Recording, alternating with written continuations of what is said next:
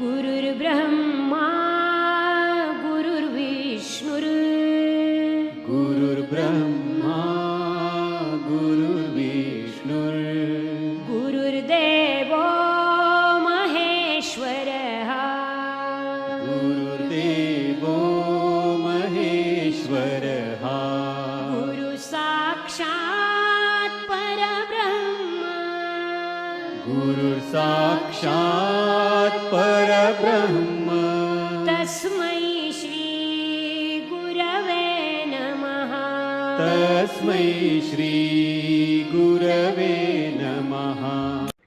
यदा यदा हि धर्मस्य ग्लानिर्भवति भारत अभ्युत्थानं धर्मस्य तदात्मानं सृजाम्यहम् परित्राणाय साधूनां विनाशाय च दुष्कृतां धर्म संस्थापनार्थाय संभवामि युगे युगे। प्रेम से बोलो श्री कृष्ण भगवान की जय। मित्रों, भक्तों, मैं आचार्य श्री राजेंद्र सूर्यवंशी भगवान श्री कृष्ण की चरणों की धूल उनका शिष्य। मित्रों, श्रीमद् भागवत गीता यथारूपम अध्याय 18 उपसंहार संन्यास की सिद्धि अंतिम अध्याय चल रहा है। मित्रों, तो प्रेम से बोलो श्री कृष्ण भगवान की जय।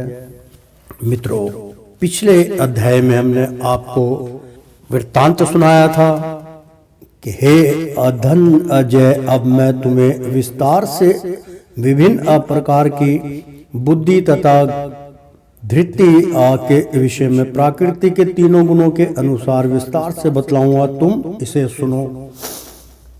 मित्रों, पिछले अध्याय में यहाँ तक हमने आपको ज्ञान चर्चा की थी। शुरू करते हैं, प्रारंभ करते हैं आज का धारावाहिक।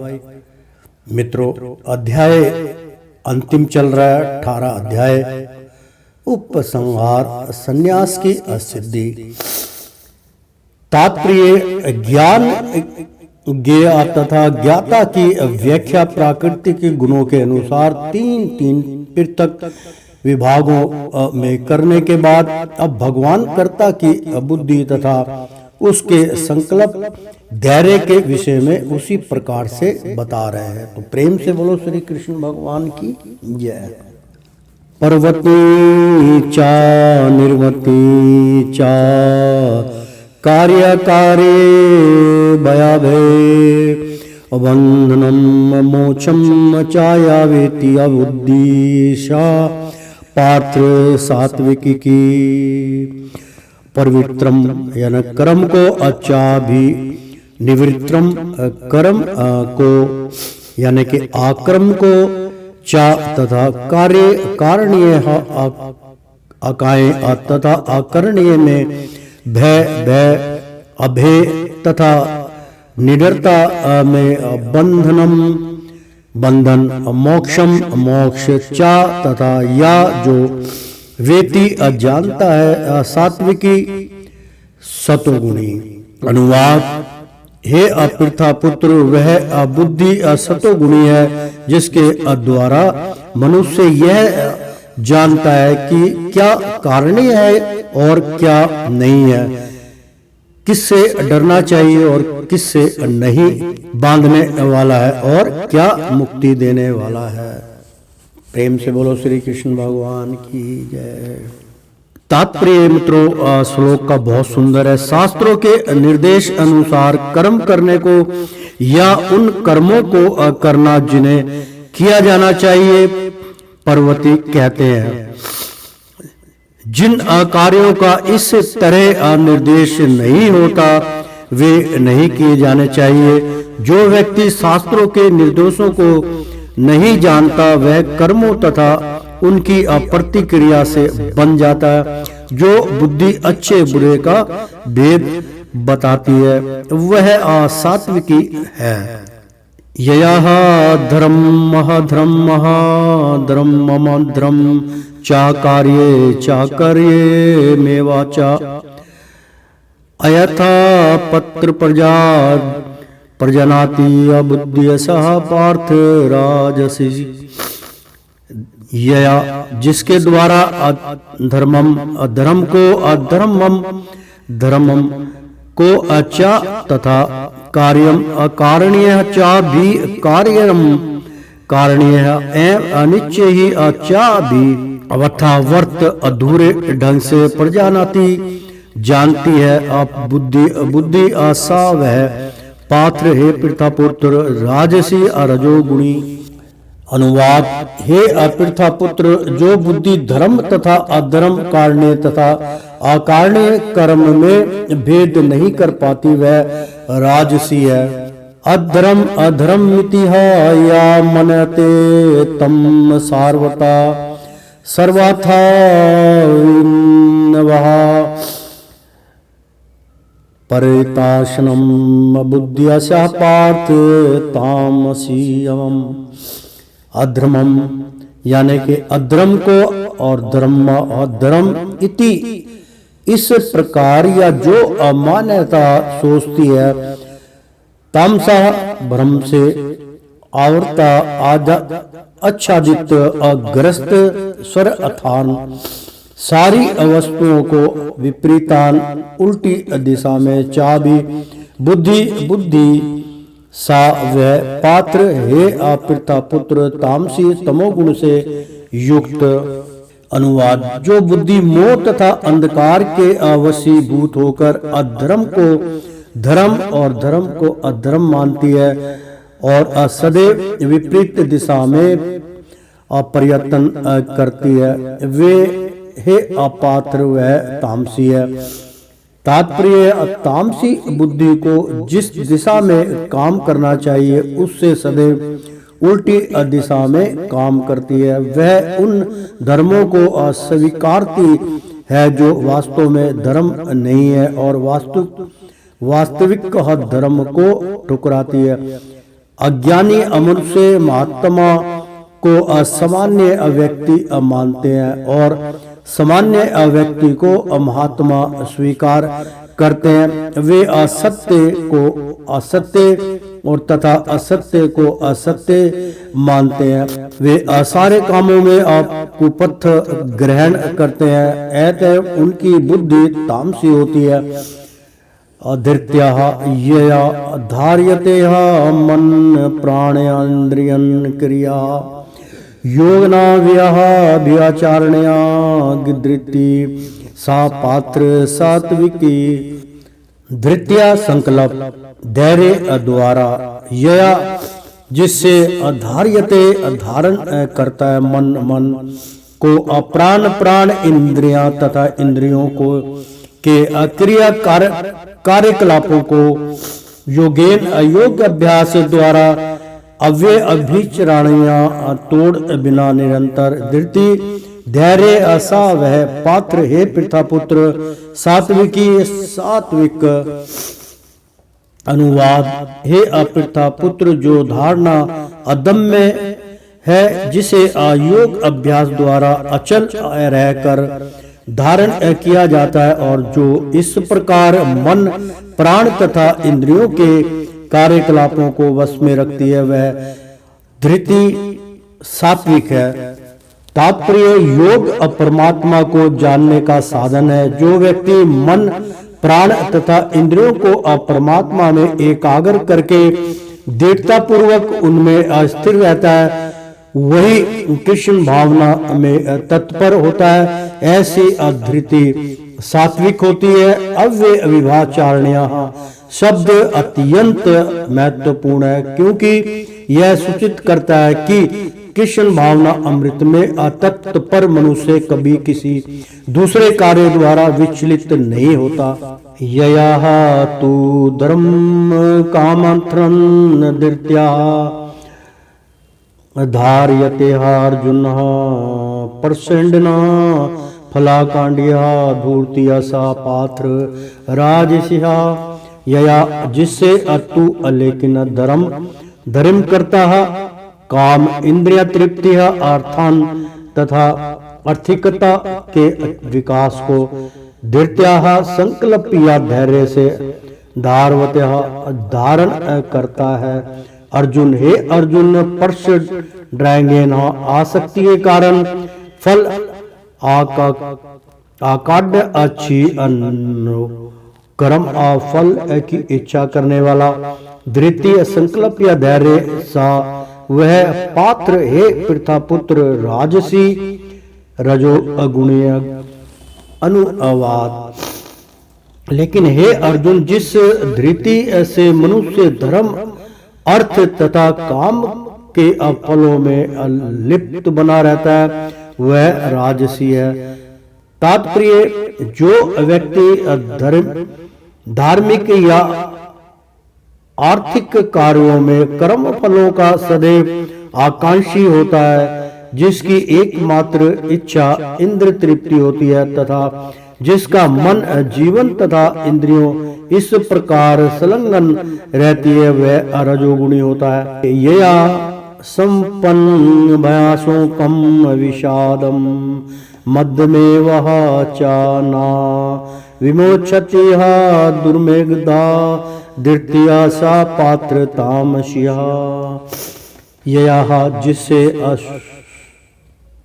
स्वप्नम स्वप्ना देखना, वही भयम भय, अशोकम शोक, विषादम विषाद घिनता और विषाद खिन्नता, पद मदम मोह को, एवं अनिश्चय ही चा भी ना कभी नहीं, विमुक्षति त्यागती है, और दुर्मेधा दुर्विधि धृति अधैर्य आशा वह पार्थ, हे पृथापुत्र, तामसी तमोगुणी।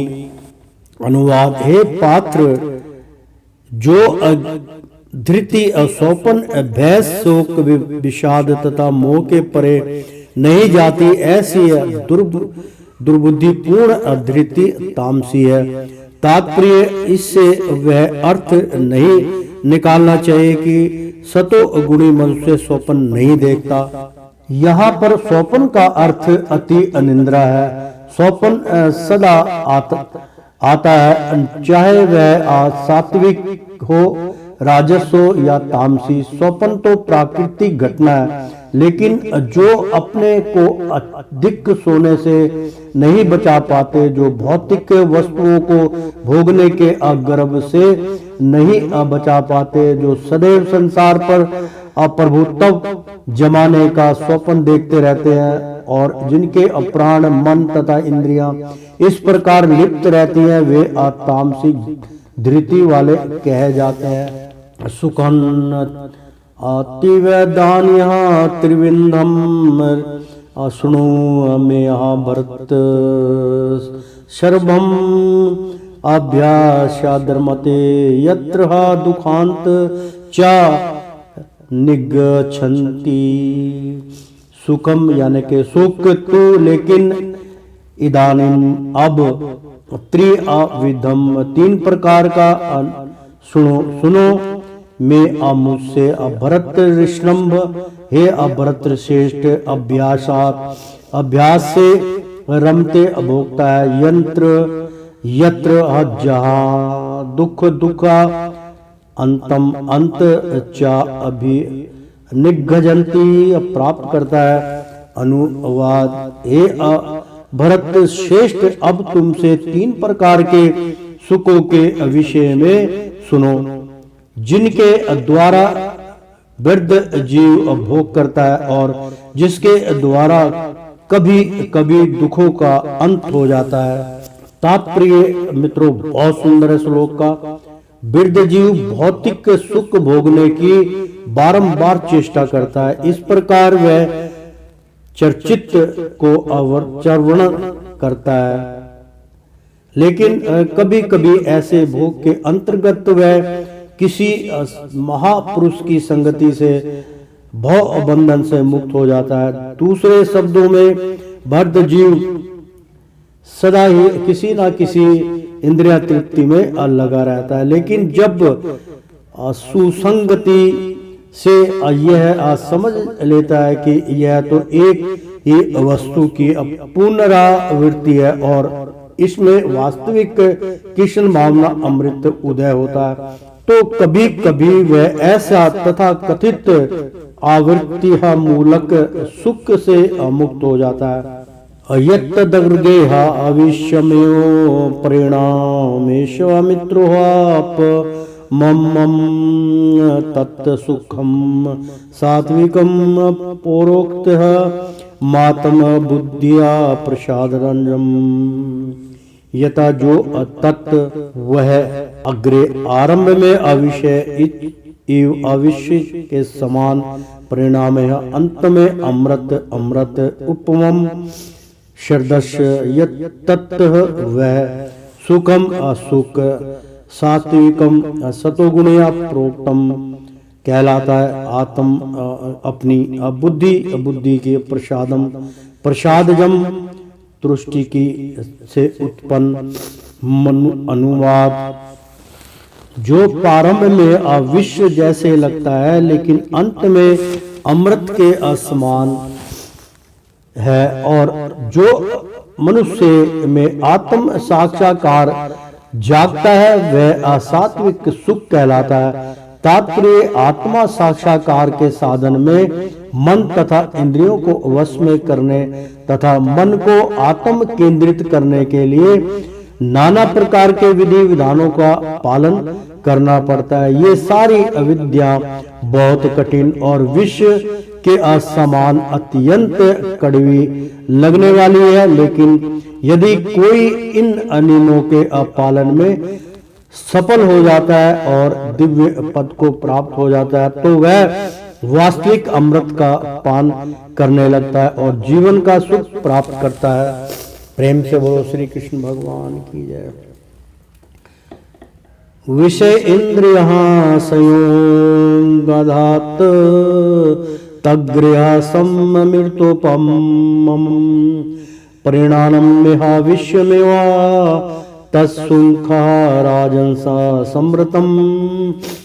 अविषय इंद्रिय विषो इंद्रिय तथा इंद्रियों के असंयोगात् संयोग से यतः जो तत्व वह आग्रे प्रारंभ में अमृत उपमम अमृत के समान परिणाम अंत में विषम एवं विष के समान तत्व वह सुखम सुख राजसम राजसी असमृतम माना जाता है। अनुवाद। जो सुख इंद्रियों द्वारा उनके विषयों के संसंग से प्राप्त होता है और जो प्रारंभ में अमृत तुल्य तथा अंत में अविषय तुल्य लगता है वह रजोगुणी कहलाता है। तात्पर्य जब कोई युवक किसी युक्ति से मिलता है तो इंद्रियां युवक को प्रेरित करती हैं कि वह उसी युक्ति को देखे, उसका स्पर्श करे और उससे संभोग करे। प्रारंभ में इंद्रियों को यह अत्यंत सुखकर लग सकता है, लेकिन अंत में या कुछ समय बाद वही अविश्व तुल्य बन जाता है। तब वे विलंग हो जाते हैं या उनमें तलाक विवाह विच्छेद हो जाता है, फिर शोक विषाद इत्यादि उत्पन्न होते हैं। ऐसा सुख सदैव राजसी होता है। जो सुख इंद्रियों और विषयों के संयोग से प्राप्त होता है वह सदैव दुख का कारण बनता है। अतः इससे सभी तरह से बचना चाहिए। यद्गृहा चानुबंधे चा सुखम मोहन मातनमम निद्रालस्य प्रमादो तंथ ततः मस मुद्रा तम।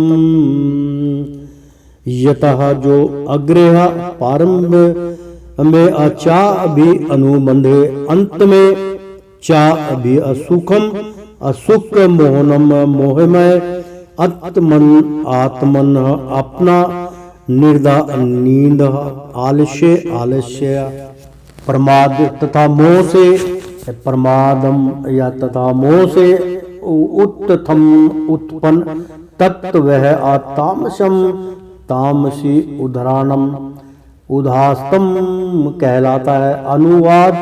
तथा जो सुख आत्म साक्षात्कार के अप्रति अनधा है, जो प्रारंभ से लेकर अंत तक मोह कारक है और जो निंद्रा आलस्य तथा मोह से उत्पन्न होता है वह तामसी कहलाता है। तात्पर्य, जो व्यक्ति आलस्य तथा निंद्रा में ही सुखी रहता है वह अनिश्चय ही तमोगुणी है। जिस व्यक्ति को इसका कोई अनुमान नहीं है कि किस प्रकार कर्म किया जाए और किस प्रकार नहीं, वह भी तमोगुणी है। तमोगुणी व्यक्ति के लिए सारी वस्तुएं ब्रह्म मोह है। उसे ना तो प्रारंभ में सुख मिलता है ना अंत में। रजोगुणी व्यक्ति के लिए प्रारंभ में कुछ क्षणिक सुख और अंत में दुख हो सकता है, लेकिन जो तमोगुणी है उसे प्रारंभ में तथा अंत में दुख ही दुख मिलता है। नह तद्दसितः पृथिव्याः वा दिव्य देवेषु वा पुण्य सत्वः प्राकृति अजय मूर्खतः यदेभी सयासित्रः विरुगुणया। ना नहीं तत्व वह आसित है पृथ्व्याम पृथ्वी पर, वा अथवा दिवी उच्चतर लोकों में, देवेशु देवताओं में, वा अथवा पुण्य और फिर असत्वम आसत्वी प्राकृतिक जय प्राकृतिक से उत्पन्न मुक्तम मुक्त यतः जो भी इनके प्रभाव से स्यातम हो त्रिभी तीन गुण है गुणों से। अनुवाद, इस लोक में स्वर्ग लोकों में या देवताओं के मध्य में कोई भी ऐसा व्यक्ति विद्यमान नहीं है जो प्राकृतिक के तीन गुणों से मुक्त हो। मित्रों, इस श्लोक का बहुत बड़ा यहाँ पर उल्लेख किया गया है। इसका अनुवाद बहुत सुंदर है। इस लोक में यानी कि जो ये भूलोक है मित्रों, इस लोक में स्वर्ग लोकों में या देवताओं के मध्य में, यानी कि यहाँ स्वर्ग लोकों में या देवताओं के मध्य में कोई भी ऐसा व्यक्ति, यहाँ तक के देव लोगों की भी स्वर्ग लोगों की भी बात यहाँ व्याख्या की गई है मित्रों की इस लोक में स्वर्ग लोकों में या देवताओं के मध्य में कोई, देवताओं के मध्य है देवलोकों में। बहुत सुंदर अनुवाद मित्रों कि आप तीनों गुणों की यहाँ पे आप बहुत सुंदर व्याख्या कर रहे हैं, अनुवाद कर रहे हैं कि इस लोक में यानी कि ये भूलोक में, मृत्युलोक में, स्वर्ग लोकों में या देवताओं के मध्य में, मतलब देवताओं के बीच के जो लोक हैं, जैसे आप देवलोक भी उसमें आ जाता है मित्रों, जैसे पितृलोक हो गए, अब चंद्र सूर्य, ये सारे लोकों की यहाँ पे मतलब देवताओं के मध्य में कहलाते हैं। कोई भी ऐसा व्यक्ति विद्यमान नहीं है, मतलब संसार में क्या कोई भी ऐसा व्यक्ति विद्यमान नहीं है जो प्रकृति के तीन गुणों से मुक्त हो। मतलब तीनों गुणों से मुक्त होना बहुत कठिन है मित्रों। और मेरे पास जवाब है इसका, लेकिन मैं इसका संक्षेप में वर्णन करूंगा कि तीनों गुणों को लांघना बहुत ही कठिन है, लेकिन कोशिश करे तो वो लांघ सकता है तीनों गुणों को। उसका एक ही मात्र मार्ग है कि हरि शरणागत प्राप्त हो। तो तात्पर्य, भगवान इस श्लोक में समग्र ब्रह्मांड में प्रकृति के तीन गुणों के प्रभाव का संक्षिप्त विवरण दे रहे हैं। वो बता रहे कि इस ब्रह्मांड में यानी कि पूरे ब्रह्मांड में प्रकृति के तीन गुणों का क्या महत्वपूर्ण उल्लेख है। ब्राह्मणा क्षत्रियः विंशः शूद्रणा च पर्यन्तं कर्माणि अपर्वीय भक्तनिः स्वभाव परभवाणि गुणः। ब्राह्मण क्षत्रिय विषामम तथा वैश्यों का अशूद्रों का चा तथा परनंतम हे अशत्रुओं के विजेता कर्माणि कार्यकलाप पर त्राणी विभाजित है। स्वभाव अपने अस्वभाव से अपरभय उत्पन्न गुण है, गुणों के द्वारा। अनुवाद, हे अपरम तप ब्राह्मणों, क्षत्रिय हो, वैश्य हो तथा शूद्रों में प्राकृतिक के गुणों के अनुसार उत्पन्न करके स्वभाव द्वारा भेद किए जाते हैं। सामोहादम सतपः शौच शामेतर राजो में वह ज्ञान विज्ञानम अस्तित्व क्या ब्रह्म कर्म स्वभावजनम सम शांति प्रियता दम आत्म असंयम तप तपस्या शौचम अपवित्रता शांति यानी के शांति असंगुणता आजर्वम सत्य निष्ठा एवं निश्चय ही अचा तथा ज्ञानम ज्ञान विज्ञानम विज्ञान असित व्यक्यम अधिकर्ता धार्मिक कर्ता आस्तिक कय्यम धार्मिक कर्ता ब्रह्मा ब्राह्मण का कर्म कर्तव्य स्वभावजनम स्वभाव से उत्पन्न स्वाभाविक आदमी अपने स्वभाव को नहीं बदल सकता। मित्रों यहाँ पर बहुत सुंदर उल्लेख चल रहा है। मित्रों अनुवाद, शांति अप्रियता आत्म संयम तपस्या पवित्रता सगुणतः सत्यनिष्ठा ज्ञान विज्ञान तथा धार्मिकता ये सारे प्राकृतिक गुण हैं जिनके द्वारा ब्रह्मांड यानी कि जिनके द्वारा ब्राह्मण कर्म करते हैं। शौर्य तेजो धृत्य द्र्याजशन युद्ध्या चपल्या पल्यालम चप्या पाल्यम दानमीश्वरम भावश्रह छात्रम कर्म सौभाजवन भावाजन शौर्यम वीरता तेज शक्ति धृत्य संकल्प धैर्य दक्षम दक्षता युद्ध में अच्छा तथा अपि भी अपल्यापन्न विमुख ना होना दानम उदारता ईश्वर नेतृत्व का भाव स्वभाव चा तथा छात्रम क्षत्रिय का कर्म कर्तव्य स्वभावम जम स्वभाव से उत्पन्न स्वाभाविक।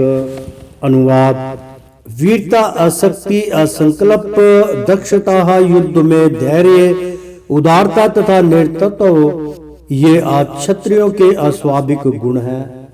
कृषि गोरक्षय वाण्यजन वैश्यक्रम स्वभावजनम परिचर्यात्मक कर्म शूद्रस्यापि स्वभावजम।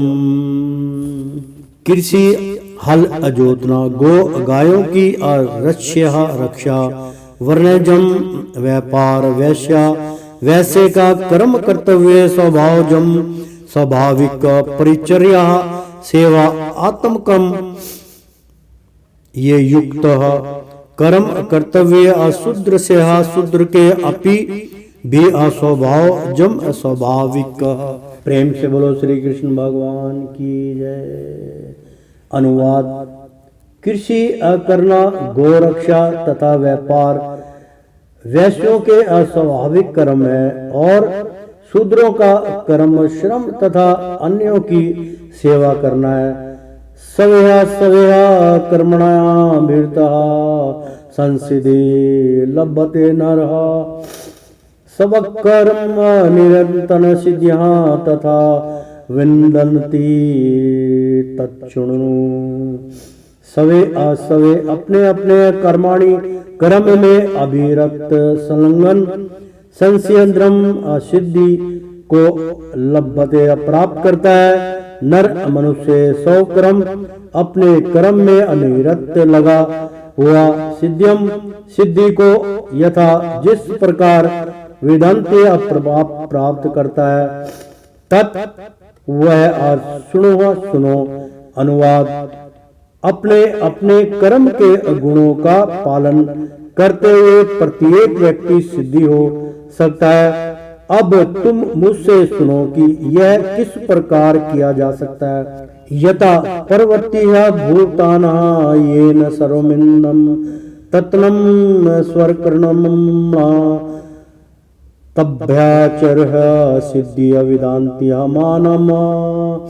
यथा जिससे पर्वतीय उद्भव भूतानम समस्त जीवों का येन जिससे स्वयं समस्त इदम व तत्मम व्याप्त है। स्वकर्मणा अपने कर्म से तम उसको अभ्यचर्य पूजा करके सिद्धि को विन्दति प्राप्त करता है मानव मनुष्य। अनुवाद जो सभी प्राणियों का उद्गम है और सर्वव्यापी है, उस भगवान की उपासना करके मनुष्य अपना कर्म करते हुए पूर्णता प्राप्त कर सकता है। तात्पर्य जैसा कि 15वें अध्याय में बताया जा चुका है, सारे जीव परमेश्वर के विभिन्नतांश है। इस प्रकार परमेश्वर ही सभी जीवों के आदि उत्स है। वेदांत सूत्रों में इसकी पुष्टि हुई है। जन्माद्यस्य यतः अतएव परमेश्वर प्रत्येक जीव के जीवन के उद्गम है। जैसा कि भागवत गीता के 7वें अध्याय में कहा गया है, परमेश्वर अपनी परा तथा अपरा इन दो शक्तियों के द्वारा सर्वव्यापी है। अतएव मनुष्य को चाहिए कि उनकी शक्तियों सहित भगवान की आप पूजा करें। सामान्यतः वैष्णवजन परमेश्वर की पूजा उनकी अंतर्गणा शक्ति समेत करते हैं। उनकी बहिरंग शक्ति उनकी अतरंगा शक्ति का विकृत प्रतिबिंब है। बहिरंग शक्ति पृष्ठभूमि है, लेकिन परमेश्वर परमात्मा रूप में पूर्णांश का विस्तार करके सर्वत्र स्थित है। वे अस्वत्र समस्त देवताओं और मनुष्य और पशुओं के परमात्मा है। अतएव मनुष्य को यह जानना चाहिए कि परमेश्वर का विभिन्नाशम होने के कारण उसका कर्तव्य है कि वह भगवान की सेवा करे। प्रत्येक व्यक्ति को कृष्ण भावनामृत में भगवान की भक्ति करनी चाहिए। इस श्लोक में इसी की संस्तुति की गई है। प्रत्येक व्यक्ति को सोचना चाहिए कि इंद्रियों के स्वामी ऋषिकेशम द्वारा वह विशेष कर्म में प्रवृत्त किया गया है। अतएव जो जिस कर्म में लगा है उसी के फल के अनुसार भगवान श्री कृष्ण को पूजना चाहिए। यदि वह इस प्रकार से कृष्ण भावना में को हो कर सोचता है तो भागवत कृपा से वह पूर्ण ज्ञान प्राप्त कर लेता है। यही जीवन की सिद्धि है। भगवान ने भागवत गीता में 12 और 7 में कहा है, तेषाम समुद्र धरता परमेश्वर स्वयं ऐसे भक्त का उद्धार करते हैं। यही जीवन की सर्वोच्च सिद्धि है।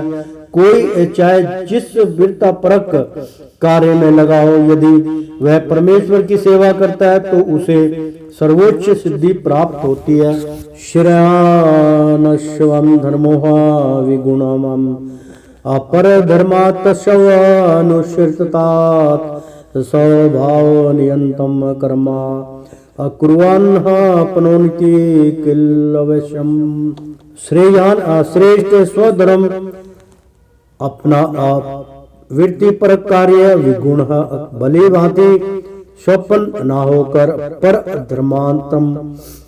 धर्मात दूसरे के वृत्ति परक कार्य से सु अनुशिष्टात भली भांति किया गया। स्वभाव नियतम स्वभाव के अनुसार संस्कृत कर्म कार्य कुर्वन करने से न कभी नहीं आपुनति प्राप्त करता है। क्ल्यहसम पापों को अनुवाद अपने वृत्ति पर कार्य को करना चाहे वह कितना ही त्रुटिपूर्ण ढंग से क्यों न किया जाए।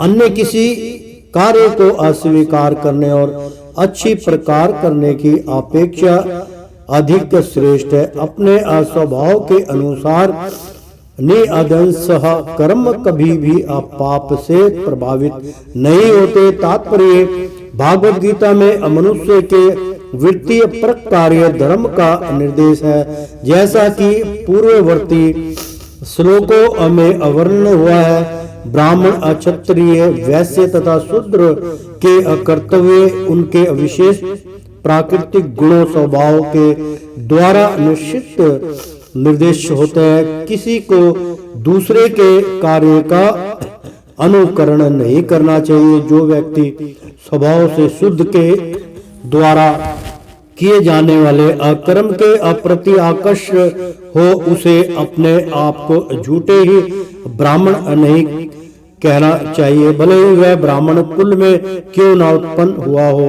इस तरह प्रत्येक व्यक्ति को चाहिए कि अपने स्वभाव के अनुसार कार्य करे। कोई भी कर्म निष्कर्ष गणित नहीं है यदि वह परमेश्वर की सेवा के लिए किया जाए। ब्राह्मण का वृत्तिपरक कार्य निश्चित रूप से सात्विक है, लेकिन यदि कोई मनुष्य स्वभाव से सात्विक नहीं है तो उसे ब्राह्मण के वृत्ति अपरक कार्य धर्म का अनुकरण नहीं करना चाहिए। क्षत्रिय या प्रशासक के लिए अनेक गणित बातें हैं। क्षत्रिय को अक्षत्रुओं का वध करने के लिए हिंसक होना पड़ता है और कभी कभी कूटनीति में झूठ भी बोलना पड़ता है। ऐसी हिंसा तथा द्वैतता राजनीतिक मामलों में चलती है, लेकिन क्षत्रिय से यह आशा नहीं की जाती कि वह अपने वृत्तिपरक कर्तव्य त्याग का ब्राह्मण के कार्य करने लगे। मनुष्य को चाहिए कि परमेश्वर को प्रसन्न करने के लिए कार्य करे। उदाहरणार्थ अर्जुन क्षत्रिय था, वह दूसरे पक्ष से युद्ध करने से बच रहा था, लेकिन यदि ऐसा युद्ध भगवान कृष्ण के लिए करना पड़े तो पतन से घबराने की आवश्यकता नहीं होनी चाहिए। कभी कभी व्यापारिक क्षेत्र में भी व्यापारी को लाभ कमाने के लिए झूठ बोलना पड़ता है। यदि वह ऐसा नहीं करे तो उसे लाभ नहीं हो सकता। कभी कभी व्यापारी कहता है, अरे मेरे ग्राहक भाई, मैं आपसे कोई लाभ नहीं ले रहा, लेकिन हमें यह समझना चाहिए कि व्यापारी बिना लाभ के जीवित नहीं रह सकता। अतः इसे एक सरल झूठ समझना चाहिए। यदि व्यापारी ये कहता है कि वह कोई लाभ नहीं ले रहा है, लेकिन व्यापारी को यह नहीं सोचना चाहिए कि चूंकि वह ऐसे कार्य में लगा है जिसमें झूठ बोलना आवश्यक है, अतः उसे इस व्यवसाय वैश्य क्रम को त्याग कर ब्राह्मण की आवृत्ति ग्रहण करनी चाहिए। उसकी छात्रों द्वारा संस्तुति नहीं की गई, चाहे कोई क्षत्रिय हो, वैश्य हो या शूद्र। यदि वह इस कार्य से भगवान की सेवा करता है तो कोई आपत्ति नहीं है। कभी कभी विभिन्न यज्ञों का संपादन करते समय ब्राह्मणों को भी पशुओं की हत्या करनी होती है, क्योंकि इन अनुष्ठानों में पशु की बलि देनी होती है। इसी प्रकार यदि क्षत्रिय अपने कार्य में लगा रहकर शत्रु का वध करता है तो उसे पर पाप नहीं चढ़ता। तृतीय अध्याय में इस बातों की अस्पष्ट एवं विस्तृत व्याख्या हो चुकी है। हर मनुष्य को यज्ञ के लिए अथवा भगवान विष्णु के लिए कार्य करना चाहिए। निजी इंद्रिय तृप्ति के लिए किया गया कोई भी कार्य बंधन का कारण है। निष्कर्ष यह निकला कि मनुष्य को चाहिए कि अपने द्वारा अर्जित विशेष गुण के अनुसार कार्य में प्रवृत्त हो और परमेश्वर की सेवा करने के लिए ही कार्य करने का निश्चय करे। सहन्यम करम कौतन्या सदोषमपि न त्यजते स्वरं बाहि अदोषणम धूमेनः गृह्णरिहावार्वर्तः सहजम एक साथ उत्पन्न कर्म कर्म कौतन्य एक कुंती पुत्र सा दोषम दोष युक्त अपि यद्यपि ना कभी नहीं त्यजेत त्यागना चाहिए। स्वर आरंभा सारे उद्योग ही अनिश्चय दोषेन दोष से घूमेन धुएं से अग्नि इव अवर्ता ढके हुए। अनुवाद प्रत्येक उद्योग प्रयास किसी न किसी दोष से आवृत होता है, जिस प्रकार अग्नि धुएं से आवृत रहती है। अतएव हे कुंती पुत्र, मनुष्य को चाहिए कि स्वभाव से उत्पन्न कार्य को भले ही वह दोषपूर्ण कार्यों ना हो कभी त्यागे नहीं। तात्पर्य अवृद्ध जीवन में सारा क्रम भौतिक गुणों से दूषित रहता है। यहाँ तक कि ब्राह्मण तक को ऐसे यज्ञ करने पड़ते हैं जिसमें पशु हत्या अनिवार्य है। इसी प्रकार क्षत्रिय चाहे कितना भी पवित्र क्यों ना हो, उसे शत्रुओं से युद्ध करना पड़ता है, वह इससे बच नहीं सकता। इसी प्रकार एक व्यापारी को चाहे वह कितना ही पवित्र क्यों ना हो, अपने व्यापार में बने रहने के लिए कभी कभी लाभ को छिपाना पड़ता है या कभी कभी काला बाजार चलाना पड़ता है। ये बातें आवश्यक है, इससे अब बचा नहीं जा सकता। इसी प्रकार यदि अशुद्ध होकर बुरे स्वामी की असेवा करनी पड़े तो उसे स्वामी की आज्ञा का पालन करना होता है, भले ही ऐसा नहीं होना चाहिए। इन सब दोषों के होते हुए भी मनुष्य को अपने निर्देश कर्तव्य करते रहना चाहिए, क्योंकि वे स्वभावगत है। यहाँ पर एक अत्यंत सुंदर उदाहरण दिया जाता है। यद्यपि अग्नि अशुद्ध होती है तो भी उसमें धुआं रहता है, लेकिन इतने पर भी अग्नि अशुद्ध नहीं होती। अग्नि में धुआं लेने पर भी अग्नि समस्त तत्वों में अशुद्धतम मानी जाती है। यदि कोई क्षत्रिय की वृत्ति त्याग कर ब्राह्मण की वृत्ति ग्रहण करना पसंद करता है तो उसको इसकी कोई गारंटी नहीं है कि ब्राह्मण वृत्ति में कोई अरुचिकर कार्य ना होंगे। अतः कोई यह निष्कर्ष निकाल सकता है कि संसार में प्रकृति के कलमश से कोई अभी पूर्णतः मुक्त नहीं है। इस प्रसंग में अग्नि तथा धुएं का उदाहरण अत्यंत उपयुक्त है। यदि जाड़े के दिनों में कोई अग्नि से कोयला निकलता है तो कभी कभी धुएं से आंखें तथा शरीर के अन्य भाग दुखते हैं, लेकिन इन प्रतिकूल परिस्थितियों के बावजूद भी अग्नि को तापा जाता है। इसी प्रकार किसी को अपनी सहज वृत्ति इसलिए नहीं त्याग देनी चाहिए कि कुछ बाधक तत्व आ गए हैं। आपूति मनुष्य को चाहिए कि कृष्ण भावना अमृत में रहकर अपने वृत्ति परक कार्य से परमेश्वर की सेवा करने का संकल्प ले, यही सिद्धि अवस्था है। अब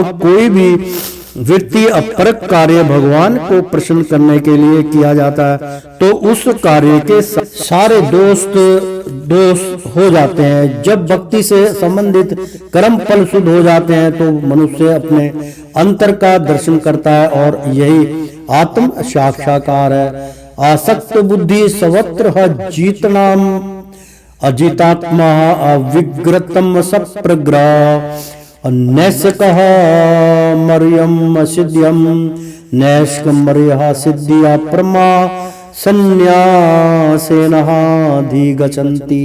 आसक्त बुद्धि आसक्ति अरहित बुद्धि वाला सर्वत्र सभी जगह जीत आत्मा मन के ऊपर संयम रखने वाला विगत सप्तह भौतिक इच्छाओं से रहित निष्कर्मय सिद्ध्यम निष्कर्ष की असिद्धि परम संन्यासेन संन्यास के द्वारा अधिगच्छन्ति प्राप्त करता है। अनुवाद जो आत्म संयमी तथा अनासक्त है, जो समस्त भौतिक भोगों की परवाह नहीं करता, वह संन्यास के अभ्यास द्वारा कर्म फल से मुक्त हो मुक्ति की सर्वोच्च सिद्धि अथवा प्राप्त कर सकता है। तात्पर्य सच्चे संन्यास का अर्थ है कि मनुष्य सदा अपने को परमेश्वर का अंश मानकर यह सोचे कि उसे अपने कार्य के फल को भोगने का कोई अधिकार नहीं है, चूंकि वह परमेश्वर का अंश है, अतः उसके कार्य का फल परमेश्वर द्वारा भोगा जाना चाहिए। यही वास्तव में कृष्ण भावनामृत है। जो व्यक्ति कृष्ण भावनामृत में अस्तित्व होकर कर्म करता है वही वास्तव में सन्यासी है। ऐसी मनोवृत्ति होने से मनुष्य संतुष्ट रहता है, क्योंकि वह वास्तव में भगवान के लिए कार्य कर रहा होता है। इसी प्रकार वह किसी भी भौतिक वस्तु के लिए आसक्त नहीं होता। वह भगवान की सेवा से प्राय दिव्य सुख से परे किसी भी वस्तु में आनंद ना लेने का आदी हो जाता है। सन्यासी को पूर्व कार्यकलापों के बंधन से मुक्त माना जाता है, लेकिन जो व्यक्ति कृष्ण भावनामृत में होता है वह बिना संन्यास ग्रहण किए ही यह सिद्धि प्राप्त कर लेता है। यह मनोदशा योगारूढ़ या योग की असिद्ध अवस्था यानी कि शीघ्र अवस्था कहलाती है, जैसा कि तृतीय अध्याय में पुष्टि हुई है। वस्तत्वात्मरतर्वेहास्यातम, जो व्यक्ति अपने में संतुष्ट रहता है उसे अपने कर्म से किसी प्रकार के बंधन का भय नहीं रह जाता।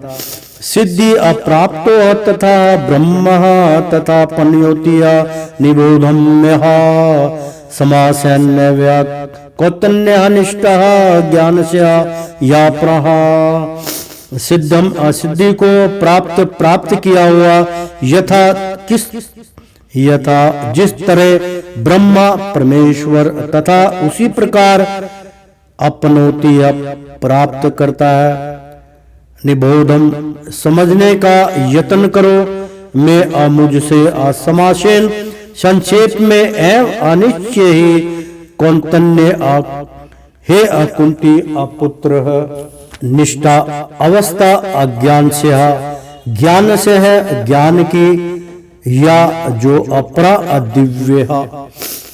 अनुवाद, हे अकुंती पुत्र, जिस तरह इस सिद्धि को प्राप्त हुआ व्यक्ति परम सिद्ध अवस्था अर्थात ब्रह्मा को जो सर्वोच्च ज्ञान की अवस्था प्राप्त करता है, उसका मैं संक्षेप में तुमसे वर्णन करूंगा, उसे तुम जानो। तात्पर्य मित्रों, बहुत सुंदर श्लोक है। भगवान अर्जुन को बताते हैं कि किस तरह कोई व्यक्ति केवल अपने वृत्तीय प्रक कार्य में लग कर परम सिद्ध अवस्था को प्राप्त कर सकता है। यदि यह कार्य भगवान के लिए किया गया हो, यदि मनुष्य अपने कर्म के फल को परमेश्वर की तुष्टि के लिए हो ही त्याग देता है, तो उसे ब्रह्मा की चरम अवस्था प्राप्त हो जाती है। यह आत्मा साक्षात्कार की विधि है। ज्ञान की वास्तविक सिद्धि शुद्ध कृष्ण भावना अमृत प्राप्त करने में है। इसका वर्णन अगले श्लोकों में किया गया है। तो श्रीमन नारायण नारायण हरि हरि, तेरी लीला सबसे न्यारी न्यारी, बोलो हरि हरि। विष्णु नारायण नारायण हरि हरि। मित्रों, प्रेम से बोलो श्री कृष्ण भगवान की जय। ओ लक्ष्मी नारायण नारायण हरि हरि। प्यारे मित्रों, प्यारे बच्चों, प्यारे बहना माताएं, एक बार प्रेम से बोलो, एक बार बोल दो ना, राधे राधे, कृष्णम कृष्णम।